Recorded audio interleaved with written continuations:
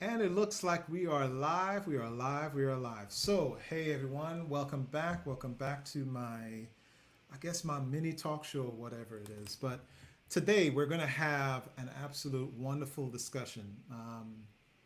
We're going to have Colonel Wagner, retired Colonel Wagner, come in and just have a discussion with us about mentorship. And I look forward to the discussion, and I hope you're looking forward to it too. So, stay tuned and you'll enjoy this discussion.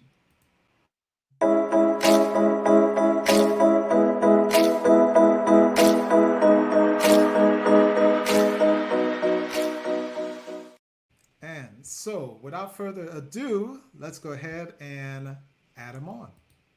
Hi, sir. How are you doing?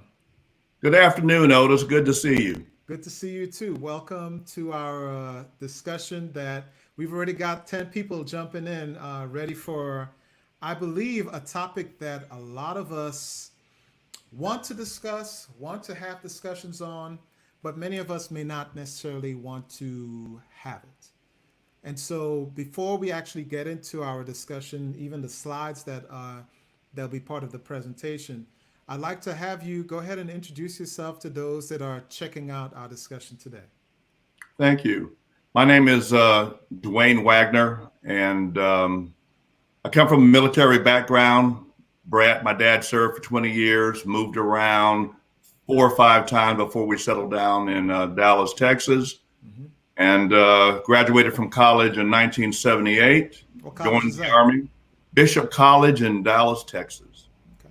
and served in the Army for 30 years before transitioning and teaching at the Command and General Staff College at Fort Leavenworth, Kansas. Okay. And during that 30-year time span, I had a chance to do some travel, meet some great people, and have some life experiences that have made mentorship and diversity important for me and important for me to share and talk about. I can imagine with 30 years of military experience and as a prior military brat, you had a chance to travel the world and see different things. Right. And that travel included contact with people who were not like me. So early on in my life, I had a chance to spend time with people who didn't have my background, who didn't have my circumstance, didn't Hmm. have my experience, and to gather learning points along the way. Okay. With learning points, there are good and there are bad learning points. You want to share some experiences as far as let's do both. Let's do three good and three bad. Let's talk about that. Well, in terms of good or bad, let me take this approach. Hmm. Uh, it's my personal view. There are two types of people. There are those who are going to embrace you no matter who you are, and they're going to look at your character and they're going to try to help you. And those folks do a very good job of placing their feet into your shoes and understanding where you come from so they can help move you forward. Hmm. And then you have the other type of person who is challenged to understand who you are, where you come from, and your vision of the world. That person struggles to embrace you, and it's very difficult for them to put their arm around you and to help you move forward. The challenge we have with coaching and counseling and mentorship is knowing which person are you dealing with so you know how to react. Okay. In term, you specifically asked for an example. I met an instructor in 1984 who made a very good impression upon me. And 2 or 3 years later, he made a phone call and asked me to apply for the Army's fully funded program. Mm. And that led to me getting a graduate school on the Army's dime, only because he was willing to invest in me. So that's a positive story. A negative story would be my time at Fort Riley, Kansas, Hmm. when someone, for the wrong reason, decided that they would use administrative action against me, not because of what happened, but based on their view of the world, how they viewed people like me and mine. I'm trying to Yes. be diplomatic and tactful. I hear exactly what you're saying, and I know exactly what you're doing. But I believe this discussion that we're having, I'm going to push you just as much as I want you to push me. And let's step out of our comfort zones and let's be absolutely real with one another. Won't you think? Sounds good. Okay. I'm willing to do so. I appreciate it. I appreciate it. Now, sir, you were going into your military background as far as where you grew up. You want to at least expand a little bit on what your military background is. Right, I can do that. I was a military police officer for 30 years. Mm-hmm. And during that time frame, my background mainly consisted of working in corrections and prisons in the personnel system, and toward the end of my career with drug policy. I spent 12 out of my 30 years in Washington, D.C., 5 years as a major, 7 years as a colonel, which gave me a chance to see how policy was implemented at the strategic level and then executed to installations as it impacted soldiers, sailors, Marine, and airmen. But more important, I think, is my time in the personnel world. I spent 3 years at the Army's personnel headquarters, where I had the opportunity to manage the careers of majors and lieutenant colonels, Mm-hmm. 630. And during that 2 year time frame, I saw how some senior leaders invested in some officers and would not invest in other officers. That third year, I served as a branch chief for functional area assignments, which meant that 10,000 officers, 7 different assignment officers, functional areas. Mm-hmm. And that gave me another glimpse at how some senior leaders would pick and choose who to mentor and who not to mentor. So that 3 year experience carried forward with me. And that's one reason I'm so vocal today Mm-hmm. about coaching, counseling, and mentoring, the role that the leader has and the role that the officer or the protege or the subordinate has. Okay. So you said you saw, and I'm hoping my detection of your insinuation is correct, but you saw how certain leaders pick and chose who to invest their mentorship time with. Um, Let me give you a yeah. specific example. Okay. In 1994, as the military police field grade assignment officer, I had to brief at a commander's conference. Mm-hmm. Every senior leader from my branch was at that conference. My brief consisted of 16 slides, I believe. One slide talked to diversity. When I put up the diversity slide, I looked at the audience and I said, sirs, ma'am, I've been in the job for 4 months.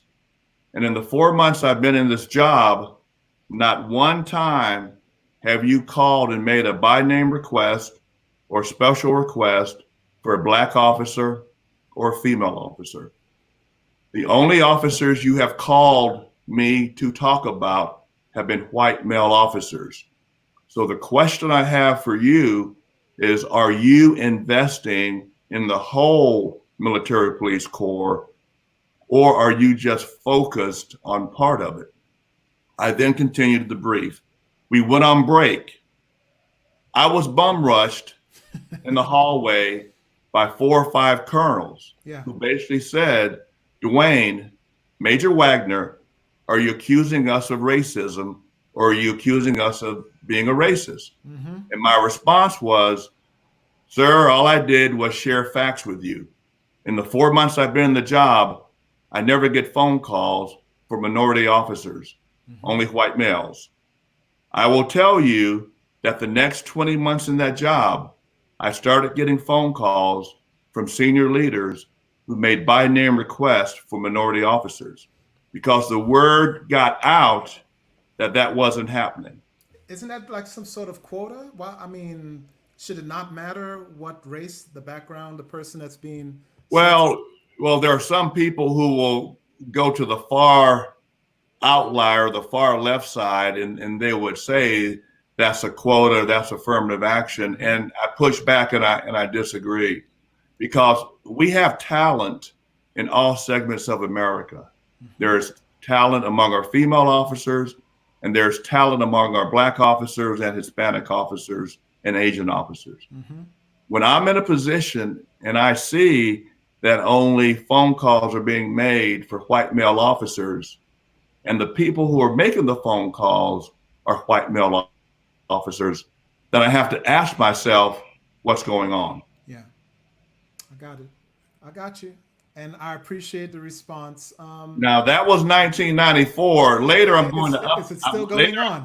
later I'm going to update that story Mm-hmm. about 1994. I'm going to give you an update for 2019. We can do that later on in the session. Wasn't ironically, I think maybe a year or two or three ago, the highest ranked MP officer was a black female major general? Right, right. Mm-hmm. Yes, you're talking about Major General Donna Martin, Yes. who is an outstanding military officer. Mm-hmm. Lieutenant Colonel Wagner met Major Martin, I believe, in 1999 when we were both in uniform. Mm-hmm. And I had a chance to see her last year when she visited Fort Leavenworth. She was wearing 1 star, and she's now been promoted to 2 stars. Okay. So let's go into some of the slides that you sent us. And Sounds good. I want to implore it onto everyone who's checking out our discussion. Hey, send in your comments. Your comments will be read during little mini breaks. Your questions that you've got for Colonel Retired Wagner will be done at the end. So send in the comments. The comments are really appreciated, and it actually helps with the discussion itself. So let's go into and share some of the slides. Let me pull it up real fast. And give me a second. Here we go. And so you sent me a PowerPoint, and we've got, I think, about 8 or 9 slides. And we're just going to Right. go through and we're going to have a discussion on each one. And we're going to have an honest, man to man, heart to heart discussion on each one of those, okay? Right. So I like to use this visual to get all of us on the same sheet of music. And this is the parable of the 5 blind men and the elephant. And many of us remember this parable. There were 5 blind men in a village. They heard an elephant was coming. They had never touched or saw or experienced an elephant, so they wanted to do so. Mm-hmm. And when the elephant was brought into the village, each man touched the elephant, a different part of the elephant. And that touch, the smell, the sensation was their belief. So the person holding the snout of the elephant has a different belief than the person touching the side, who has a different belief in the person touching the tail. The challenge we have is to understand we have different experiences and to first respect the other person's experience in their touch of the elephant. However, if I'm touching the side of the elephant, I should be able to talk to others, to listen to their definition, their visual, their explanation, and put my foot in their shoes to understand their life experience. Okay, I hear you say should. And there are 5 different people on this elephant. If you check out on top of the elephant, there's one guy who's riding the elephant. We're going to say that person controls the elephant. That's the life experience that that person controls. Say, for instance, now, socially, historically, those that are on the bottom, that are blind, are the disenfranchised, the disadvantaged. How are they supposed to feel like the person that's on top of that elephant will have their same life experience? Otis, that's a very good observation. You're hoping that the bystander or the headmaster or the person in charge, the leader, or a government or society or the influencer is going to help share those experiences and to do those in a fair and unbiased manner. So I'm going to take your analogy. that person on top of that elephant can choose to do a good job of sharing those separate observations with the other four, or that person can choose to filter and to not do so.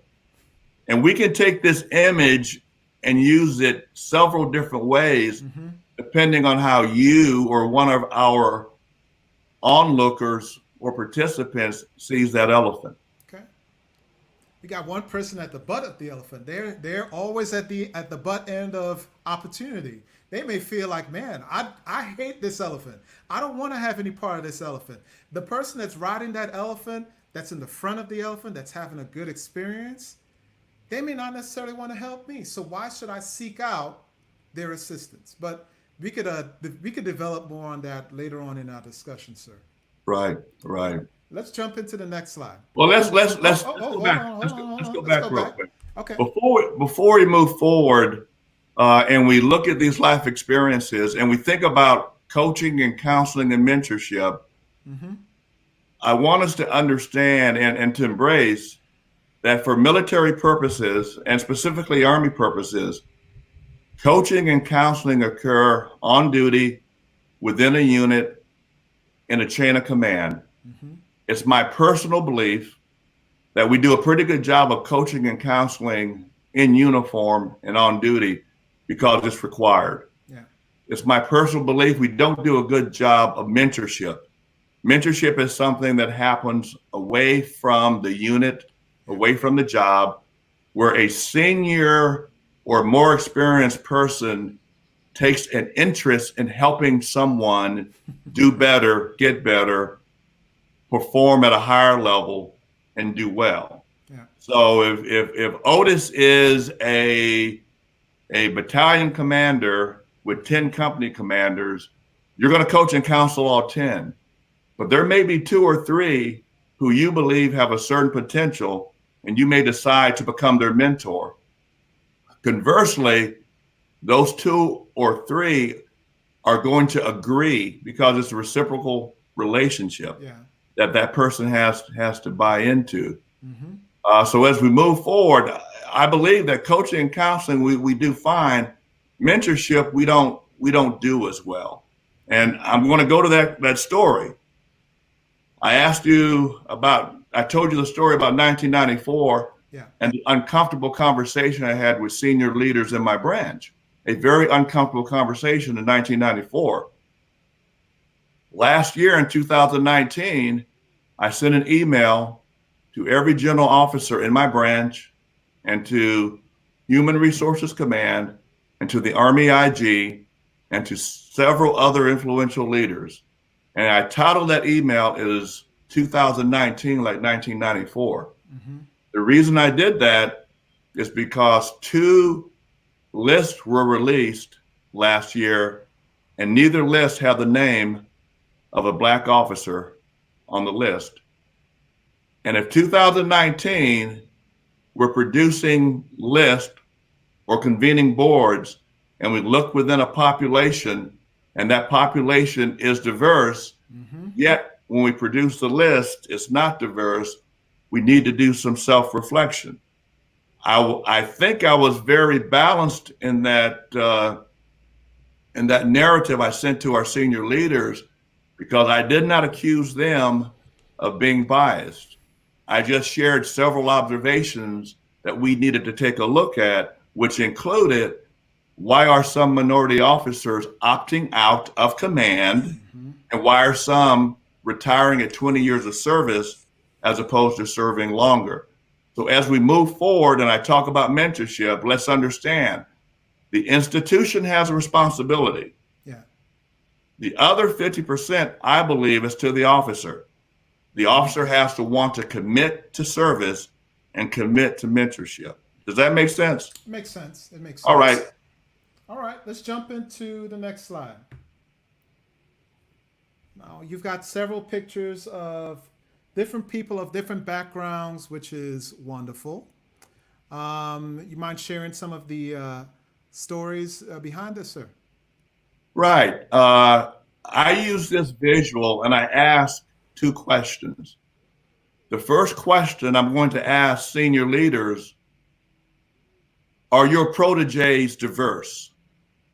Are the people you're pulling up behind you diverse in terms of race, gender, branch, background, a lot of different ways?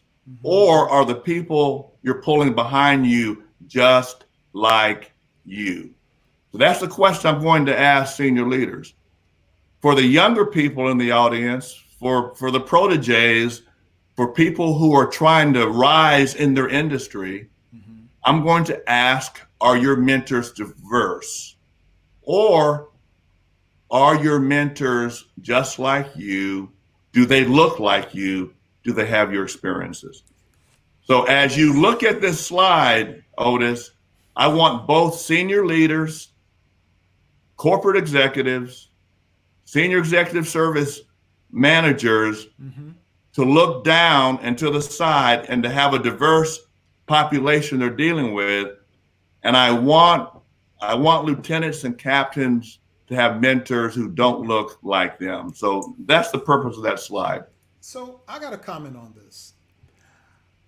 As a junior person coming up, um, I may not necessarily feel that someone who doesn't share my background will have the same life experiences that I may go through. So why should I make myself uncomfortable and seek out and search someone who doesn't share my natural connections? I mean, it's just human nature. You're going to go to the path of least of a perceived less resistance. And someone who looks like me, talks like me, may have the same background, skin color, may have the same experience as me. Why should I seek someone out different than me? I understand that observation, and it's a valid observation. And I'm going to go on record again as with my personal belief that most of us are tribal. When I say that most of us are tribal, what I mean is most of us look for people who are like us because we want to be comfortable. So I agree with you and that observation. However, as you step back, whether you're talking about the military or corporate America or education, you pick the career field, you pick the vocation. It's probably going to be a diverse field. You're going to work with people, you're going to lead people, you're going to follow people who are not like you, who don't have your experiences. So I'm going to meet you halfway. I don't have a problem if you start off with 2 or 3 mentors who look like you. But the longer you're in the game, as you rise, as you become more senior, as you have more experiences, I believe it makes common sense to reach out to those who don't look like you or don't have your experiences, because that's the only way you can grow. Now I'm gonna flip this around. I've been talking from a protege or a junior perspective. The senior leader has the same onus. I'm using myself as an example. If you look at that slide, you see me standing with people who don't look like me, of a different gender, who probably grew up in a rural area. You pick the stereotype, you pick the experience. But several of these people and I do not have the same life experiences. However, the Army brought us together, or the military brought us together, and through a work relationship of coaching and counseling, or through an academic connection of me being an instructor and the person being a student, that started the relationship. It's then up to me to determine if I want to change that relationship or grow that relationship from coaching and counseling to mentorship. And then that person has to make the same decision. If you look in the lower right-hand corner of that slide, you see me in a blue shirt standing with a military police officer who was a CGSC student, who later went to the School for Advanced Military Studies, who is now in a branch qualification or key development job in the Southeast. He was not my student. He did not spend time in my classroom. However, when he was at Fort Leavenworth, we met because someone told him to come see me. Mm-hmm. We had coffee 2 or 3 times. He decided he wanted to go to Sam's. We stayed connected through his experience at Sam's. I talked to him on email 3 nights ago. I think he considers me to be his mentor or one of his mentors. I consider him to be one of my proteges. We've had 2 or 3 conversations since he has been back in the operational force regarding either life or the Army. Mm-hmm. He can choose to maintain that relationship with me or not. I can choose to maintain that relationship with him or not. Mm-hmm. So I went from being a coach and counselor to mentor with Major Chris Evans. If you look on the left-hand side of the slide, you see me in a suit holding cross pistols with Lieutenant Colonel Greg Capral. Mm-hmm. I met him in 1984. I was a captain. He was a lieutenant. He was one of my platoon leaders, 1984. In 1984, I gave those cross pistols to him. Mm-hmm. That photograph you're looking at was taken in 2014. I attended his wedding ceremony. Mm-hmm. He gave the cross pistols back to me with an encryption in the back. So I started off as his coach and counselor and became a mentor. And I think he would call me a mentor. Mm-hmm. But in terms of coaching and counseling and mentorship, the relationship changes over time. I want you to look at the top row. At the top row, I'm standing with 3 different gentlemen and a lady. Our relationship started off as Lieutenant Colonel Wagner and Captain Vereen, or Lieutenant Spindler, or Captain Smith, or Major Martin. So it started off with coaching and counseling.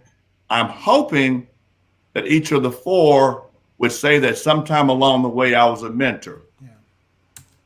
They are all now general officers. Mm-hmm. Major General Vereen, Brigadier General Retired Spindler, Lieutenant General Smith, and Major General Donna Martin. Trust me that the conversation that Lieutenant Colonel Wagner had with Major Martin is different than the conversation that Colonel Retired Wagner has with Major General Donna Martin. Mm-hmm. Our relationship has changed along the way. Does that make sense? Makes sense. Makes absolute sense. Relationships have to change over time as one develops more leadership qualities or one's interaction changes with the other person. It has to change. I'll agree with that. Just a side note, Lieutenant General Smith, I believe he was at my commissioning ceremony back in 2009 at Lincoln University of Missouri. So shout out to Lieutenant General Smith if he's checking out the show. Do you want to jump into the next slide, sir? Yes. Let's move forward. Okay. Here we go. This visual, this photograph, and the quote should be included in the briefing packet of anyone who talks about mentorship and diversity. Mm-hmm. A former Chief of Staff of the Army, General Ray Odierno, made a public statement. And I'm going to read this because when a Chief of Staff of the Army makes a public statement like this, it needs to be read verbatim. Mm-hmm. I think, to be frank, one of our problems is I don't have enough white officers mentoring Black officers. I want you to think about that statement. General Odierno was the first Chief of Staff of the Army who was honest enough, frank enough, and caring enough to tell the world that we have to do a better job within the Army of senior leaders mentoring Black officers. Mm-hmm. That's excellent. And that's a shame, honestly. It's a shame, but we kind of have talked about why we are where we are in 2020. It's tied to several different factors, and we'll get into some of those a little bit later on. Mm-hmm. But those factors go both ways. Senior leaders need to be willing to reach out and mentor officers who don't look like them and are not like them. As a Black military police colonel, I made sure that my proteges included officers who were women and officers who were white, Hispanic, and Asian. I have peers who did the same thing. But once again, the officer has to be receptive Mm-hmm. and has to help develop that relationship. How And I'm can going to go there. Go ahead. how can you tell that officer is receptive or willing to, to have that working relationship? How can you tell that they're ready to have that done? I try to do it with a conversation. The first question I'll ask is, who are your mentors? How many do you have? Mm-hmm. The officer will say, sir, I have 4 mentors. Then I will say, who are they? And they'll give me the names. Then I'm going to ask, are all of them X, Y, or Z? And then we're going to have the conversation. If you are a female officer and you have 3 mentors and you are a signal officer and they're all female signal officers, I'm going to pull back and say, you need to find some mentors from other branches and you need to find a male mentor. Mm-hmm. But then we also have the uncomfortable, we also may have the uncomfortable conversation that there are too many male leaders who are unwilling to mentor female officers, and they're unwilling for the wrong reason. Well, some may be fearful. Some may necessarily want, I don't want to I don't want to be accused of anything, so I'm not going to mentor this female military officer or this female civilian. Right. How is that guy supposed to feel that way? Well, what is he supposed to do? let's go there. Then they need to find a new vocation. They need to find another job. Yeah. They need to seek a new career field, Mm-hmm. because as a leader, whether it's an Army leader or leader in corporate America, your subordinates, your officers, Mm-hmm. the people you work for, the people you work with, they need for you to treat them as well as you're treating the folks you play golf with on Sunday morning. Yes. And it is not lost. Mm-hmm. It is not lost on female military officers that we have colonels who go hunting and fishing with some of the males in their brigade, or they go golfing with some of the males in their battalion, and they never invite the female officers. Yeah. So they may do a pretty good job of coaching and counseling, but when it comes to eventual mentoring, we don't do a very, very good job. I'm going to push back. I'm going to push back on the notion that as a leader, I'm not going to mentor someone who is a male or who is a female because they may make an allegation or a complaint. Yeah. I was in a social media discussion the other day about this topic, and as a battalion commander, I had 2 executive officers. Mm-hmm. One of my former executive officers came online and he said, "Hey, sir, I understand why people are afraid to do that." Mm-hmm. And my response to him was, "Bruce, when you were my executive officer, I closed the door on you 3 to 5 times a day. You and I had closed door sessions every day. Mm-hmm. During that 1-year time frame, you could have made a false allegation against me. Yeah. A male officer or male soldier can make a false allegation against Dwayne Wagner." Mm-hmm. So I'm gonna push back at the notion that male officers are afraid they're going to get in trouble. If you're professional and if you have a stand-up, righteous reputation, you're not going to have a problem based on my experience. I agree. There are some senior officers who have a reputation that may get them in trouble. So those are the guys who probably need to be concerned. First of all, they shouldn't have that reputation. So I'm going to make the statement right now. If you are a leader, you should find a way to coach and counsel everybody. And as you mentor, you should have folks who don't look like you. Yeah, And it's okay if you're male and they're female, or you're female and they're male. We're able to do that. I agree. Hey, sir, so let's take a little break and let's go into some of the comments that I see coming in, okay? So we've got a lot of these are coming from our the AAAO group, but let's read some of them. One user said, "Roger that, sir. Oath we take doesn't say main only." I agree. I fully agree with that. We've got it's all about a commitment to development and observation. I think this was on your earlier comment where it's got to be a 50-50 push where the person has to seek mentorship, but the mentor has to seek proteges themselves. So, yes, absolutely. Okay. So, sir, do you want to go into the second half of that comment given by General Odierno? Right. What should Army leadership be doing to convince influencers to guide the most talented African Americans towards service in our Army?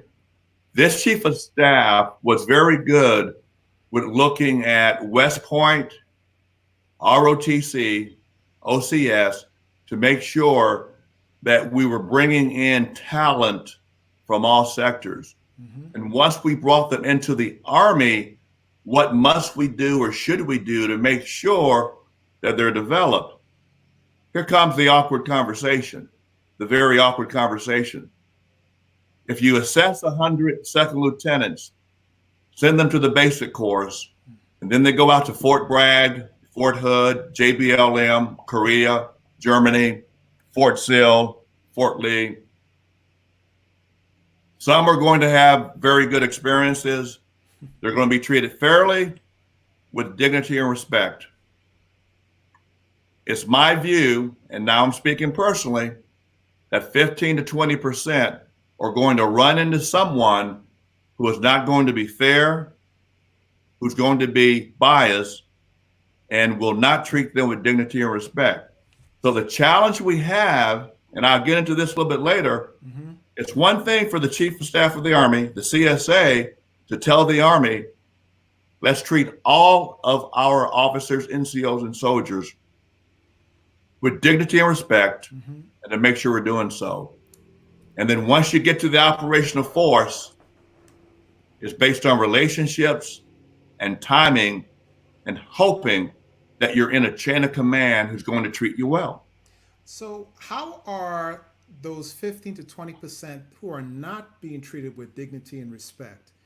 How do we hold those that are doing the mistreatment accountable? How do we hold them accountable? Because I remember when I was in, I think this was like in 13, 14, they were making this push. We're going to remove toxic leaders Right. from the Army. I think toxic leadership is still going on to a degree.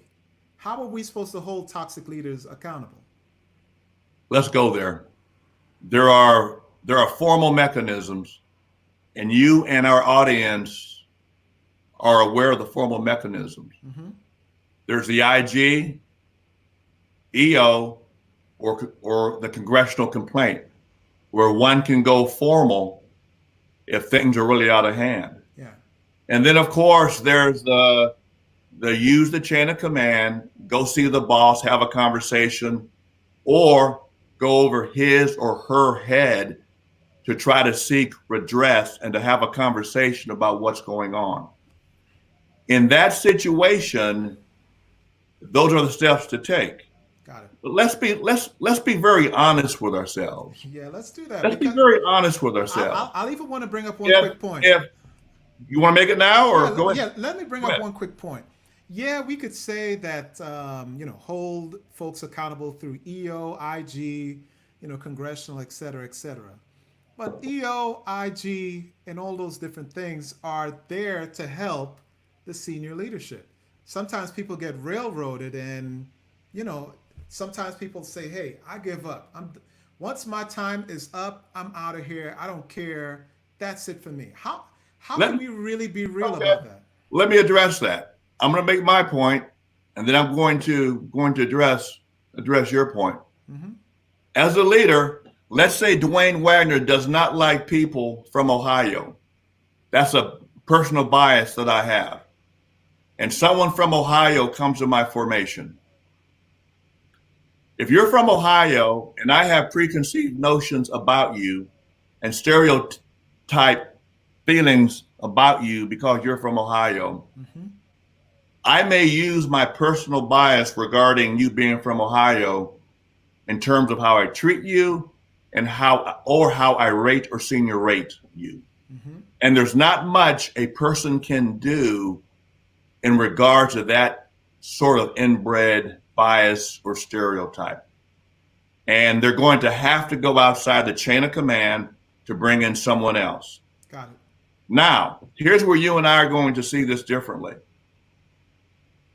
There's one voice that says the IG or EO or the chaplain are reporting to the senior leader or the CG or the chain of command or the decision maker, Mm-hmm. and they're part of the institution or part of the problem. I understand that perception, but my pushback is I've seen too many situations where the IG or the EO has initiated a conversation or investigation that led to someone backing off a senior leader. I think that knife cuts both ways. So I'm gonna meet you halfway and say I understand where you're coming from, Mm-hmm. but let's call it what it is.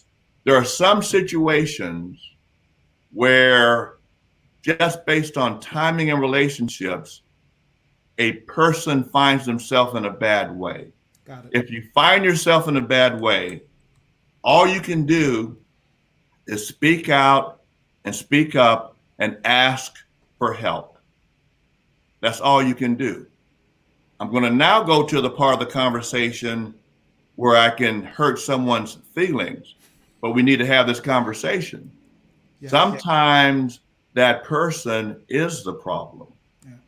And it will take others talking to the person for he or she to see they're part of the problem. Real world conversation. I just talked to a lieutenant colonel, battalion commander who has a protege.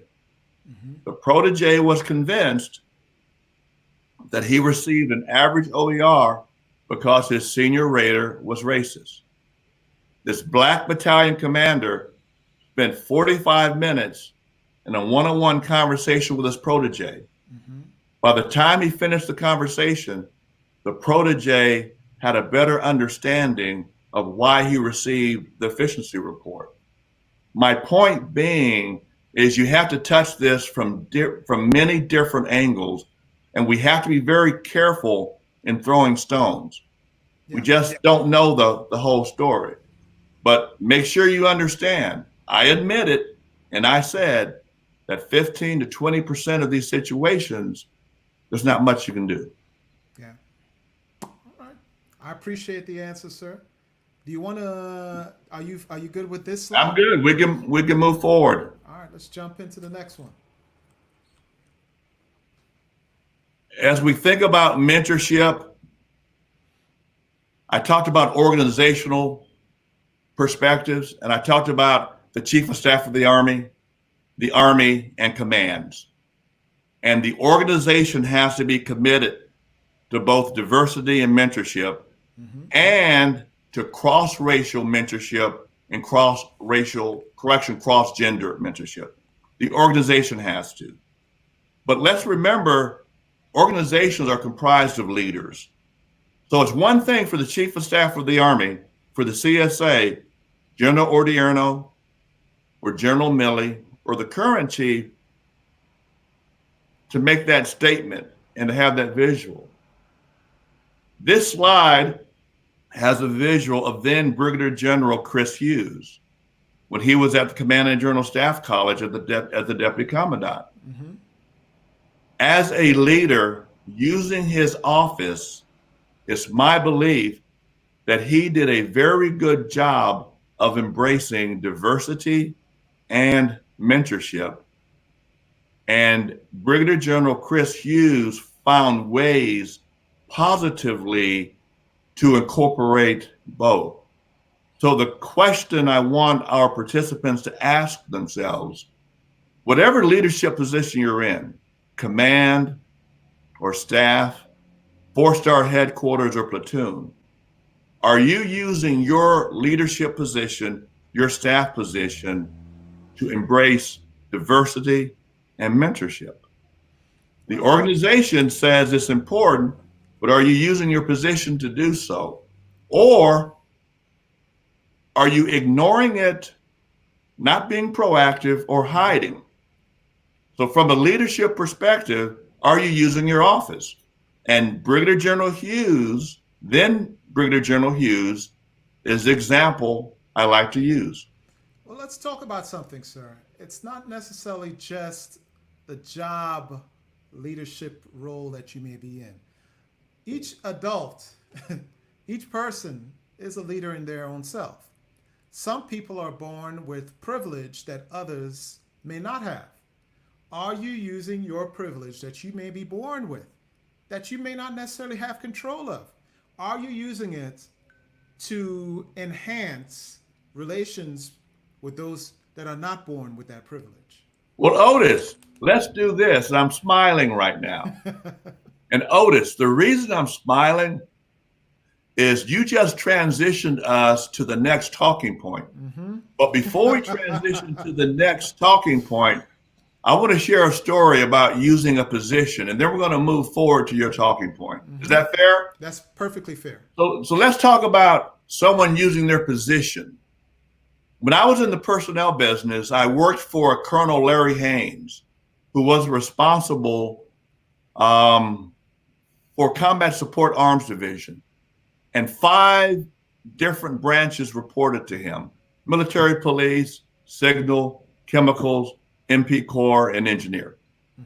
And each branch was led by a lieutenant colonel.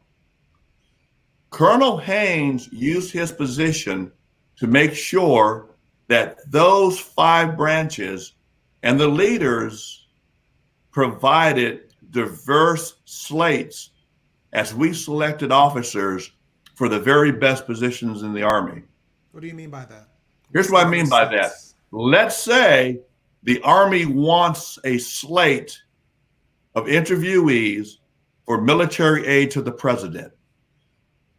So we're going to develop a slate and find 10 officers to send to the White House to pare down to 5, down to 3, and down to 2. Now, Human Resources Command and its leaders and division and branch chiefs can easily find a slate with 10 white males because they are the predominant demographic within our Army. But leaders like Colonel Haynes understood that there were minority officers and women with files just as strong, with potential just as good, and that if assignment officers looked deep enough and far enough, they could provide a diverse slate. I still have a visual of Colonel Haynes coming out of his office with several black binders in his hand. I want you to visualize a large warehouse room with all 5 branches and 30 officers working. Colonel Haynes took those 5 black binders, he threw them across the floor, and he yelled across the large room, "Signal branch, I'm tired of you sending me slates with only one demographic. You can find outstanding Army officers with different backgrounds." He then turned around, walked into his office, and closed the door. What Colonel Haynes did with his leadership position is he made sure all 5 lieutenant colonels understood that when we provided slates to him, those slates needed to be diverse because he understood that there was talent everywhere. Now, let me help you understand who was in that room when that happened. Captain Les Smith, who is now Lieutenant General Les Smith, was in that room. I'm sorry I cut you off. No, no, no. It's perfectly fine. I'm going to come back and follow up after. Oh, so it's my turn. My bad. So I would say, you said Lieutenant Colonel was his name, right?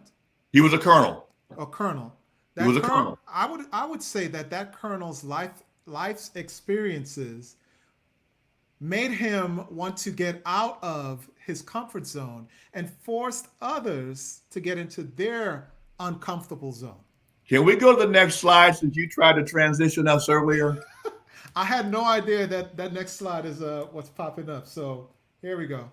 So let's go to your observation where you talk to a person being born with privilege or a person having life experiences and someone wanting to take that privilege or life experiences or power in that personal life. And the language you use was tied to all of us being leaders. Mm-hmm. So I've talked about the organization and organizational responsibilities. I talked about the leader and the job and leader responsibilities. You transitioned me to talk about personal commitment. Mm-hmm. Whether I'm talking about then Brigadier General Chris Hughes or Colonel Larry Haynes, mm-hmm. I will tell you that both of those gentlemen had life experiences early on where they saw that some people were not given the same opportunity. They saw that some of their peers were racist or sexist and didn't treat others with dignity and respect and would not give a female officer the same break that they'd give someone else. And a break doesn't necessarily mean, let me just give it to you. You know what? I used the wrong word. I stand corrected. Okay. You're absolutely correct. I should not have said break. Break is wrong. Opportunity. Because that person has the same or better performance or the same or better potential. Let me give you a real world story, and I'm gonna tell you about General Hughes. I was in NP branch one day when the phone rang, and there was a colonel in Korea who told me that he was not going to accept the female major that I was sending from CGSC. Mm-hmm. Quote unquote, whoever you send me is going to be the Brigade S3. This is a man's job. So I told that colonel, remember, it's 1994. I told that colonel that he would take her and make her the Brigade S3 or he'd get no one. Mm-hmm. He said, you can't do that. I said, yes, sir, I can. He then said, well, put the branch chief on, let me talk to him. Mm. And I responded, sir, the branch chief is Lieutenant Colonel Sherry Russell. You can talk to her. And oh, by the way, she's listening to this conversation. My boss, Lieutenant Colonel Sherry Russell, who happened to be a female officer, mm-hmm. then explained to that colonel how his request was inappropriate, illegal, and basically she told him he should be ashamed of himself. I hope that colonel was held accountable. Well, let me tell you how that colonel was held accountable.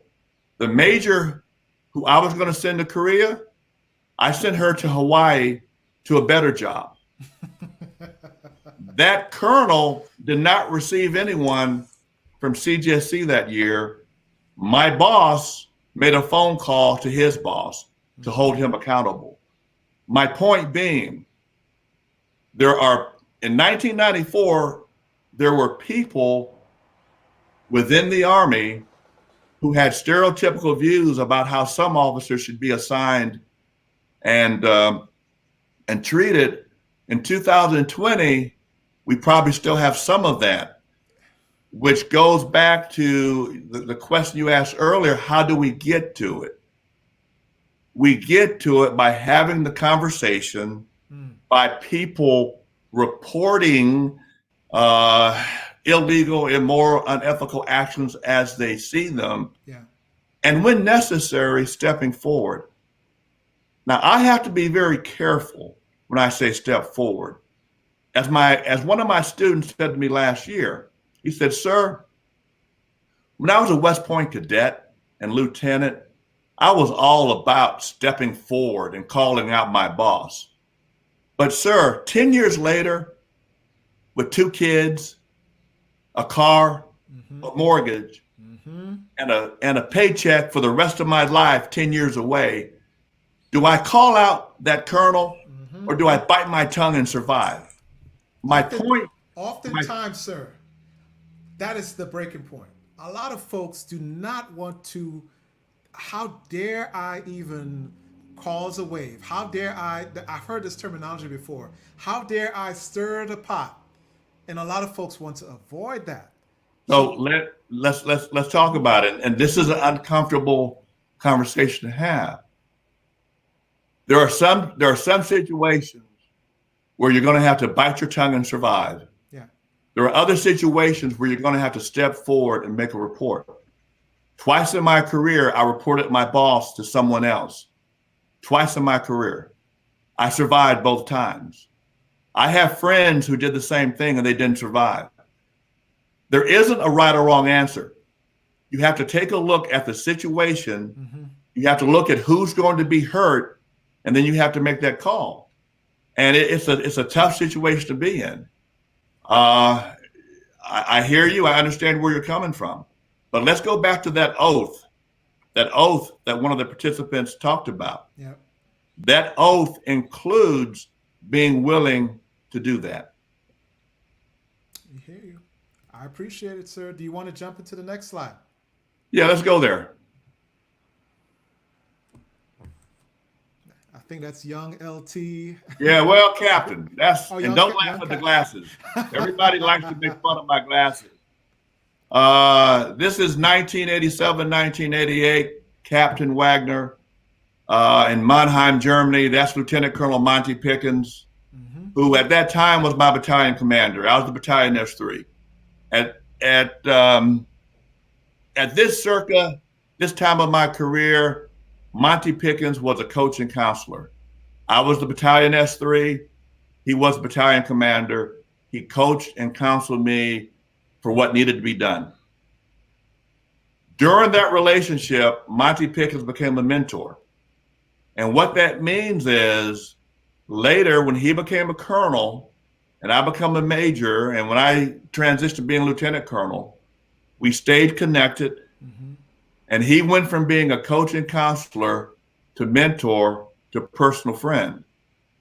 In 2015, my wife and I flew from Kansas to West Virginia to bury that man. And I am still in contact with his daughter and his son.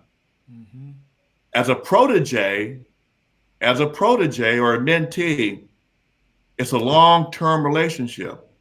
I take umbrage at how we sometimes use the term mentor and protege and mentee because we confuse it with coaching and counseling. Yeah. When we talk about mentor and protege, we're talking about a long-term relationship.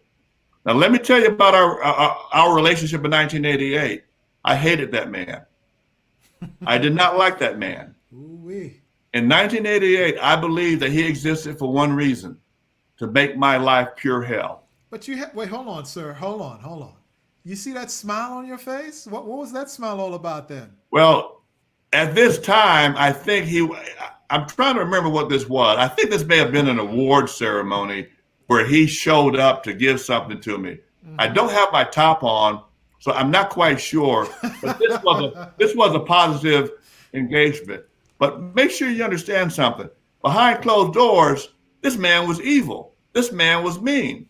Now, what I didn't realize at the time, this man cared enough about me that he wanted me to do well. He saw my weaknesses. Thank God I was mature enough to finally realize that he was trying to help me and not hurt me.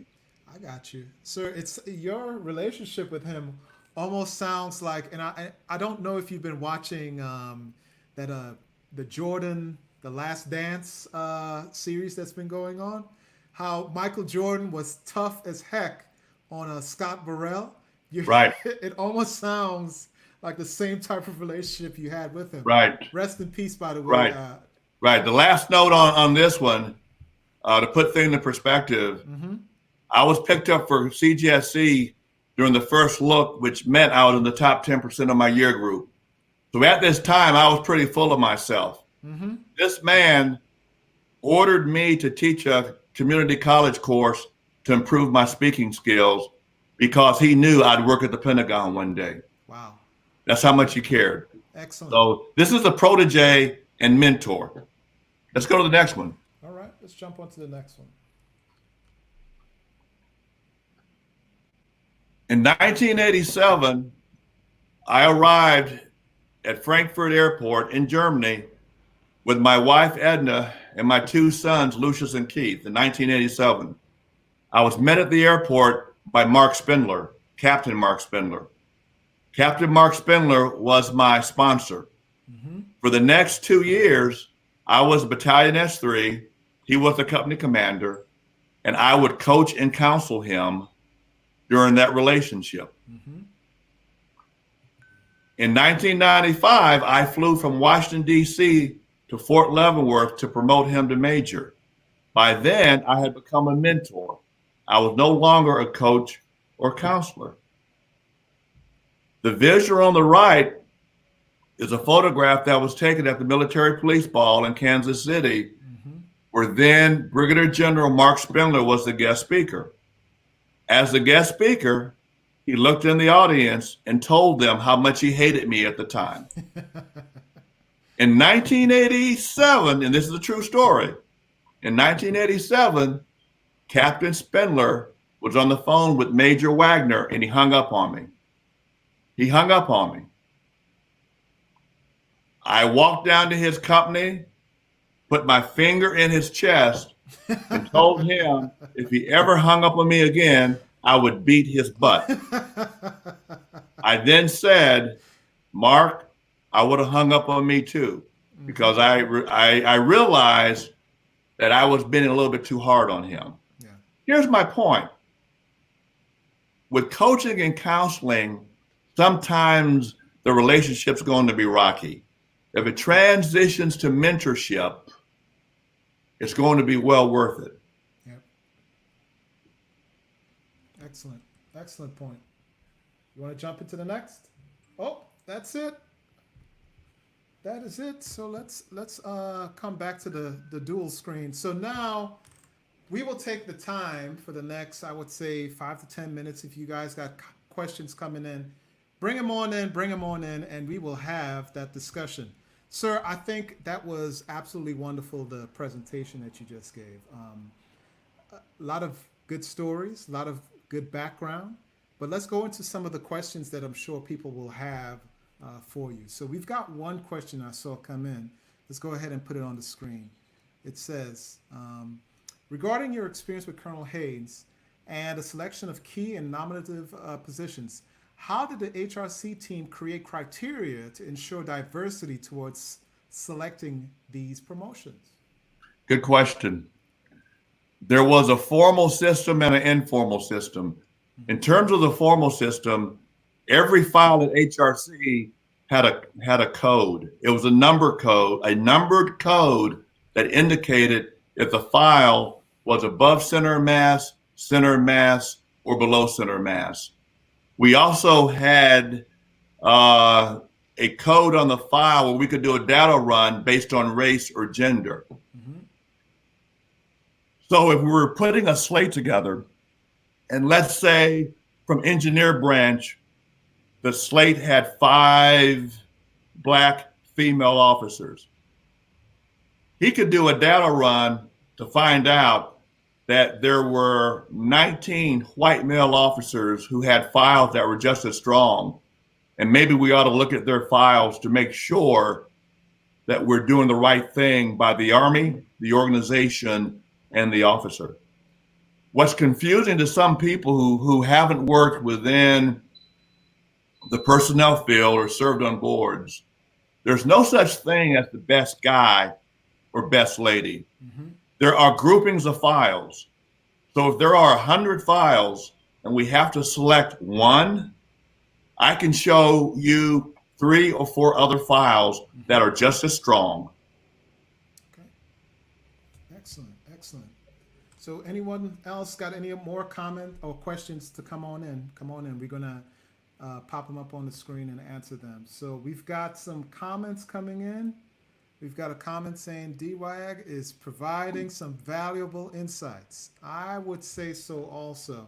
I think, some of the points that you shared, what can, say, civilians, because obviously I don't just have a military audience, but what are some of the key points that you shared that civilians can appreciate and possibly take with them on their civilian side of town?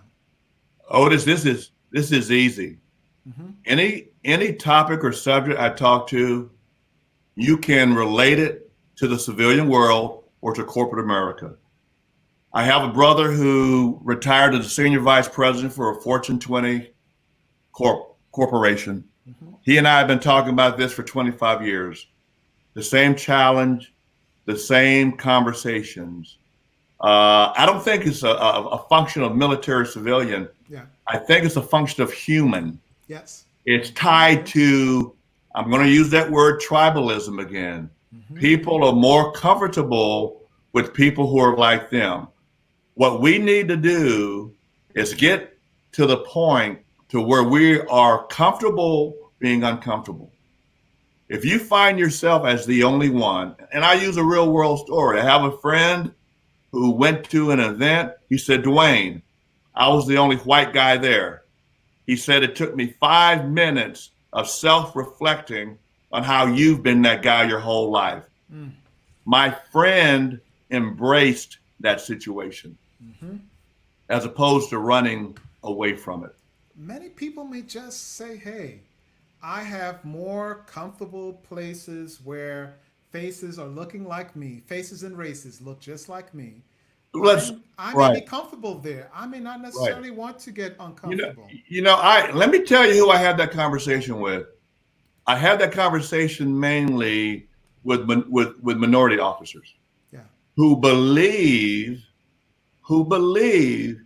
that senior leaders don't want to bring them on the team or don't want to invest in them. Yeah. I push back hard on that belief. In the mid-90s, if in the mid-90s there are a group of senior leaders who are going out of their way Mm-hmm. to embrace and invest in people who don't look like them, I am telling you that they are out there today. Let me give you a real world story. I walked into the office of a colonel who wanted to talk about diversity.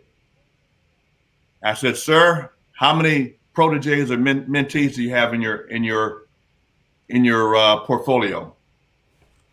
He said about 12 captains.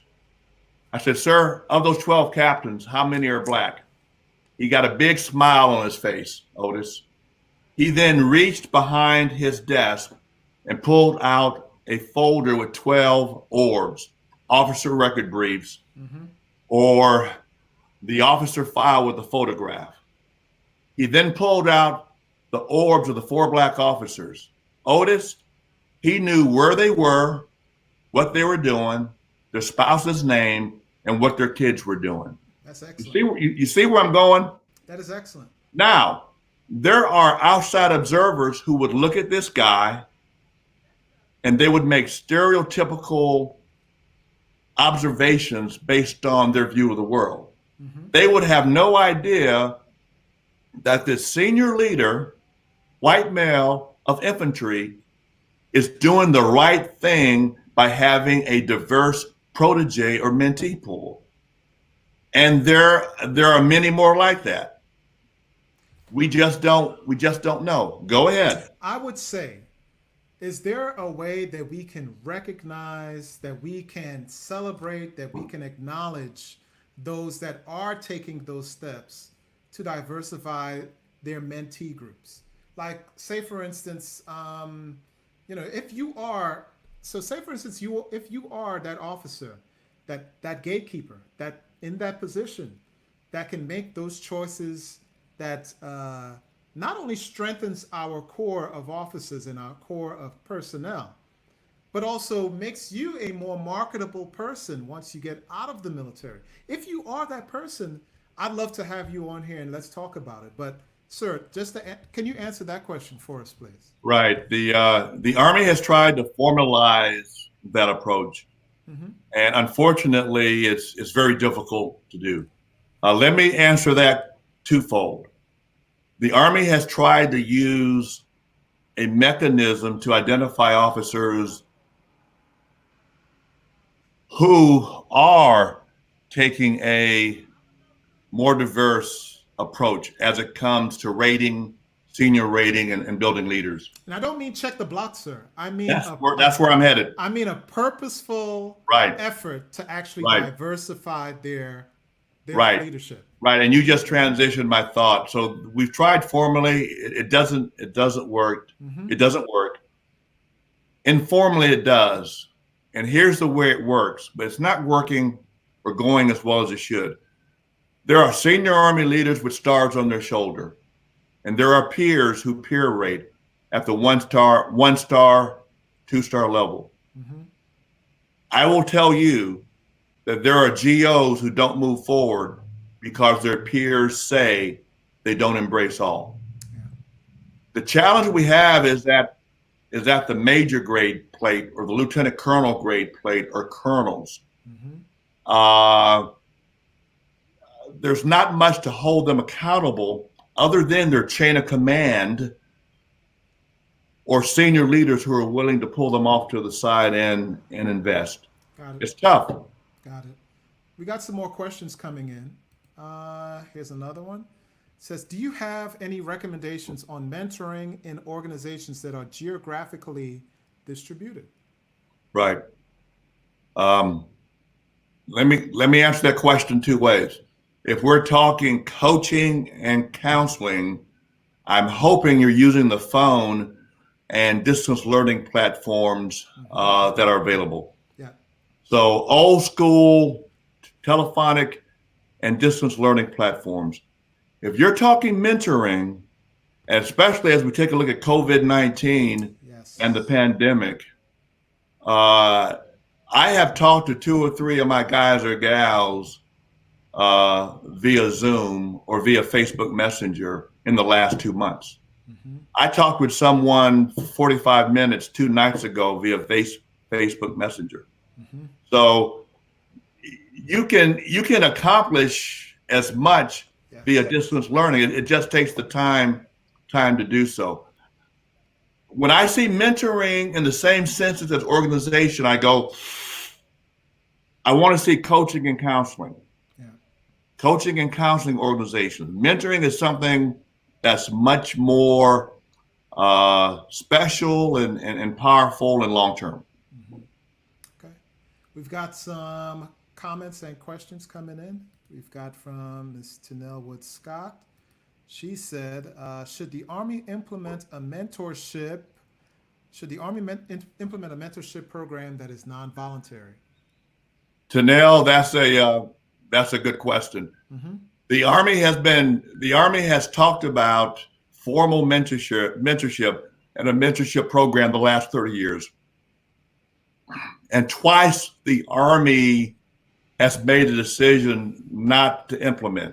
Mm-hmm. If you think about the 360 program that we used to have, or MSAF, that was the first step toward moving toward formal mentorship.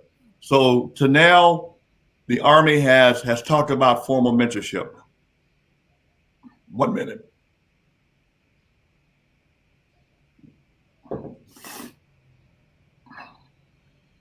The Army has decided not to go forward with formal mentorship because once you make it formal, it's not mentorship. Yeah. Yeah. One cannot force a senior leader to invest into someone. Yes. It becomes check the block. Yeah. You can tell Colonel Wagner, Tanel Scott is going to be your protege and you're going to mentor her. If Colonel Wagner is not invested in Tanel Scott, it's not going to happen. In fairness, there are some corporations that have formal mentorship programs, and those corporations are very pleased with the results. Okay. Let's jump into the next question / comment. Really great interaction and discourse. How do you suppose that you were able to identify the Brigadier General was not going to hurt you, but try to help you before it was too late? Yeah, that's a very good question. Um, now we get into the context and the nuance of trying to influence where you go. Boy, and I have to be careful with this one. There comes a time in your career where others, your mentors, are going to advise you. Mm-hmm. There are some mentors who are going to try to steer you to go to places where you can be more successful than other places. Listen to those mentors. But in most situations, we don't get a vote. Mm-hmm. You just don't get a vote. So all you can do is the best job you can do, and hope that you're lucky. To specifically answer this question, I was lucky because there were several peers who did not look like me who were whispering in my ear, and that allowed me to move sooner than later. Got it. And piggyback, this goes back to a question earlier. Your peers can help you understand what operational environment you're going to. Mm-hmm. But at the end of the day, all we can control is our character, our work ethic, and doing the best job we can do. I cannot control my boss. I cannot control my senior rater. I cannot control the general. All I can control is my character, my work ethic, and doing well. That's an actual comment that was brought up with earlier interviews that I've had. So that's a really good point that you shared. And so we've got three last comments, and then we'll transition out. So first comment coming in says a great description of what a dedicated mentor does for his proteges, his or her proteges. Thank you. We've got thank you, sir, and we've also got a good observation. Absolutely true. So, sir, in transition to the end of our discussion, I really appreciate you taking the time and talking to us. I would say, and I'll be 100% real with you. Some may say, I don't want to hear anything from Mr. Wagner. He's a bit rough around the edges. He doesn't, I don't want to hear from him. I got to tell you all this. Mr. Wagner has your best interest in heart and in hand. It doesn't matter your background. It doesn't matter your makeup. It doesn't matter your gender, race, whatever. It doesn't matter. He has your best interest in hand. So he's going to tell you from experience. Ain't nothing he could do with holding on to that experience unless he's actually sharing it and teaching, coaching, and mentoring someone. So, sir, in transition, if you got some final things that you'd like to share with us, please let us know. Oh, there's two observations. I've been at the Command and General Staff College teaching in the last 11 years, and some of the best meetings or coffee sessions I have are with incoming students who I know from social media, but they haven't had a chance to meet me until CGSC and it's face-to-face. Mm-hmm. And sometimes social media doesn't allow for context and nuance and tone, and you just can't see that person really cares about you. Mm-hmm.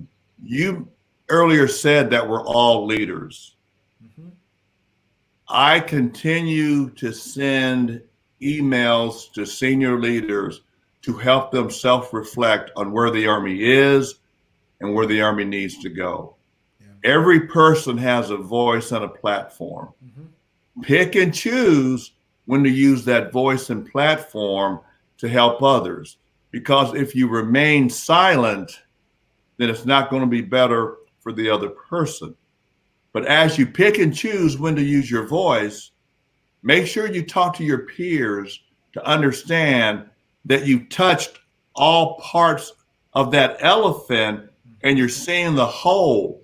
Because sometimes we can hold on to our part of the elephant and not understand everything else that's going on. Okay. I am where I am today because of 7 white male colonels who took the time to invest, nurture, and embrace me because they understood that life wasn't fair, the Army wasn't fair. If that happened for me, there's no doubt in 2020 There are mentors out there who are seeking proteges and mentees. My last war story, then I promise to be quiet. One of my guys took command 6 months ago. I got a phone call 3 days after he took command, and it went kind of like this. Sir, I'm in command. I'm a little disappointed. I don't have any minorities in my command, sir. I got a bunch of white guys, and I'm frustrated. I don't know what to do. So why would he make that phone call, Otis? This lieutenant colonel, who I've known since he was a CJSC student, who participates in Facebook discussions, who understands that mentorship is important, he went into battalion command wanting to have female officers and Black officers and Hispanic officers so he could expand his mentoring pool. He was so frustrated, he called me. And my response to him was, go outside of your battalion and make yourself available to officers who don't look like you. Yeah. And you're going to be in command for 19 more months. Mm-hmm. You're going to have the opportunity to influence who's brought into your battalion as you work with AIM to make sure that diversity is included. So why do I share that story? Because there are folks out there who want to do the right thing. Yeah, I believe so. I believe that a lot of us do want to do the right thing. And speaking of the right thing, it was the absolute right thing bringing you on and having a discussion with us today. Just as the Colonel said, Colonel Retired said, hey, if you do seek the opportunity to teach, coach, and mentor people of diverse backgrounds, come on and have a discussion with me. I got a wide array of folks who like checking out what I'm talking about, and the platform is here and it's open to you to have that discussion with them. So, sir, I really appreciate you coming on and talking with me. We'll talk after we're done with the live discussion. And I just want to say thank you very much, and I'm looking forward to another opportunity to talk with you. Thank you. All right, sir. And so, in parting, I've got to say that was an absolute wonderful discussion with Colonel Wagner. Just take care of yourself, take care of folks, take care of the opportunities that you have, take care of the privilege that you have. If you have the opportunity to teach, coach, and mentor those who don't look like you, do it. If you have the opportunity to seek out mentorship from those who don't look like you, do it. It can't hurt. So, in parting, as I always say, take care of yourself, take care of your family, and take care of others. Peace.